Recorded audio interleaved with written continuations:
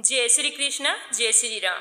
आज आप सुनांगा वैशाख महीने के शुक्ल पक्ष में आने वाली एकादशी की व्रत कथा।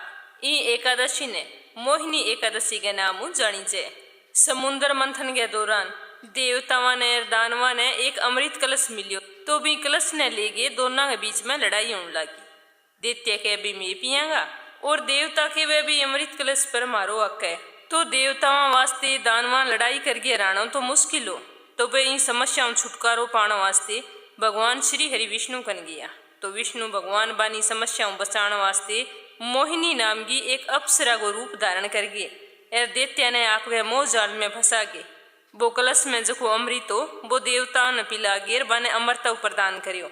तो भी दिने वैशाख महीने की एकादशी जदों ही एकादशी ने मोहिनी एकादशी के नाम जानियो जावे। तो अब आप सुनागा एकादशी की व्रत कथा। तो थारे सारा विनती है भी इन कथा ने पूरे श्रद्धा भाव सुनियो और जको भी विष्णु भक्त इन एकादशी को व्रत रखे बिने शेयर भी करियो। कथा शुरू करनो पहला कमेंट बॉक्स में श्री हरि विष्णु को लक्ष्मी माता को जयकारो लगाइयो।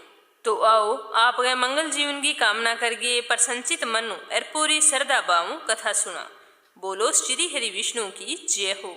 एक बारी युधिष्ठिर भगवान श्री कृष्ण जी ने पूछन लग्या के जनार्दन वैशाख के महीने में शुक्ल पक्ष में जकी एकादशी आवे बिंगो के फल मिले और बिंगो व्रत करने की विधि की है और बिंग एकादशी ने के नाम उजड़े। तो युधिष्ठिर की बात सुनकर भगवान श्री कृष्ण कहने लग गया कि धर्मराज आ बात पूर्व काल में परम बुद्धिमान भगवान श्री रामचंद्र महर्षि वशिष्ठ जी ने पूछी जकी थे मन आज पूछन लाग रहा।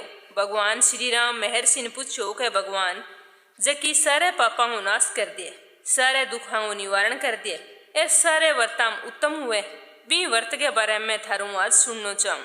मैं सीता के वियोग में बहुत ज्यादा दुख झेलिया हूँ। मैं सारे दुखाऊँ सारे पापाऊँ छुटकारो पाना चाहूँ। तो थे कृपया करके मन कोई ईशो व्रत या पूजा पाठ बताओ। तो भगवान श्री राम की बात सुनकर वशिष्ठ जी कहने लग गया कि राम थे आज आप बहुत ही उत्तम बात पूछी है। मनुष्य थारो नाम लेने मात्रों ही सारे पापाओं शुद्ध उजे, पर मैं आज थाने लोगां हित की इच्छाऊं पवित्र उत्तम व्रत को वर्णन करशूं जको मैं आज तक किंगे सामने कौन करियो। तो थे ध्यान लगा के सुनियो। वैशाख के महीने के शुक्ल पक्ष में जकी एकादशी आवे बिने मोहिनी एकादशी के नाम जाने। आ एकादशी सारे पापा न हरन वाली है। ई व्रत के प्रभाव मनुष्य मोह जालों छूट गए और सारे पातकों छुटकारो पा लिए। तो आज मैं थाने ई व्रत की कथा सुनाऊं, ध्यान लगा के सुनियो। सरस्वती नदी के तट पर भद्रावती नाम की एक सुंदर नगरी बठे धरतीमान नाम को राजा जो चंद्रवंश में पैदा हुए वो बहुत ही ज्यादा सत्यवादी हो बड़ राज कर तो बी नगर के अंदर ही एक वेश्य रेन तो जको धन धान्य हो पूरो परिपूर्ण हो पूरो समृद्धशाली हो बिंगन धन की उगे छिपे को कोई ज्ञान को नहीं हो। बिंगो नाम हो धनपाल। वो हमेशा ही इतो धन होने के बावजूद ही पुण्य का माम लाग्यो रेन तो गर्मी महीने में प्याऊ लगवानी कुआ बनवाना मठ बगीचा पोखरा बेसारा लोगों वास्ते घर बनवान तो पुण्य कामा के अलावा वो हमेशा भगवान श्री हरि विष्णु की भक्ति में लीन रेन तो बिंगो स्वभाव बहुत ही ज्यादा शांत हो।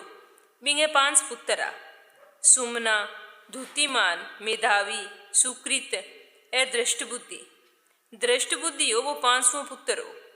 वो आपके नाम के अनुसार ही हमेशा पापा में लीन रेन जुओ खेल तो मांस मदिरा खान तो और वेश्याओं मिलन वास्ते हमेशा ही ललायत रेन तो बिंगी बुद्धि कदी देवता के पूजन में कौन लगी। कोई भी व्रत पूजा पाठ सत्संग वो क्या में रुचि कौन लेन तो ना वो पितरा में ना ब्राह्मणा के सत्कार में या कोई घरे मेहमान आ जान तो बिन कोई लेनो देनो को नहीं तो वो हमेशा ही अन्याय के मार्ग पर चाल के और आपके पिताजी को धन बर्बाद कर तो बिंगे पिताजी बिन समझाने की बहुत कोशिश करी पर बिन पर कोई असर को नहीं हुआ। एक दिन की बात क्या वो एक वेश्या ने आपके गले के माँ बांध डाल के चौराहे पर घूमन लाग रही हो। तो बिंगे पिताजी बिन देख लियो तो देख गए बिन बहुत ही ज्यादा दुख हुई और गुस्सो आयो। शाम ने जी ही वो घरे आयो तो बिंग पिताजी बिने घरों निकाल दियो। सारे बंधु बांधुआओं रिश्तेदारियों बिंगो परित्याग कर दियो। अब ना तो बिंग कने रुपयो और ना खाने अनाज बहुत ही ज्यादा दुखी हो गयो शोक में डूब गयो। पूरे दिन कष्ट उठान तो इन्हें बिने भटकतो रेन तो पर अब हुए भी तो कि अब वो सोचन लगियो भी मैं मेरे पापा को प्रायश्चित करूं।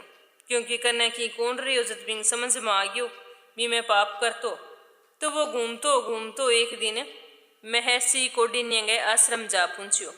बेशा गोमीनो एर कौंडिन्य ऋषि जदि गंगा जी में स्नान कर गया आया तो वो दृष्ट बुद्धि शोक गए बारों पीड़ित होगी। एर मुनिवर कौंडिन्य कन्या जागे हाथ जोड़ के खड़े हो गए कहने लग गयो कि हे ब्राह्मण, हे द्विज श्रेष्ठ, मेरे पर दया करो। मैं बहुत ज्यादा पाप करिए है। मैं मेरे माँ बाप को कदी कहनो कौन मान लियो, हमेशा बंगो धन गलत कामा में लगायूं, पर अब मेरे सारों की समझ में आ गयो। मैं आ पापाऊं छुटकारो पानो चाहूँ।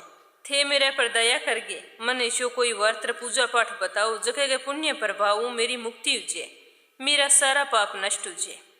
तो कौंडिन्य ऋषि भी पर दया आ गई तो बे कहने लग गया कि वैशाख वो महीनो चालन लाग रही है, थोड़ा ही दिन बाद में शुक्ल पक्ष शुरू हो जाएगा तो एकादशी आवेगी। बी एकादशी ने मोहिनी एकादशी के नाम हो जानी जाए। अब बहुत ही प्रसिद्ध एकादशी है। अगर तुम पूरे विधि विधान एकादशी के सारे नियमों को पालन करके अरबिंगो व्रत करेगो तो तेरा सारा पाप नष्ट हो जाएगा।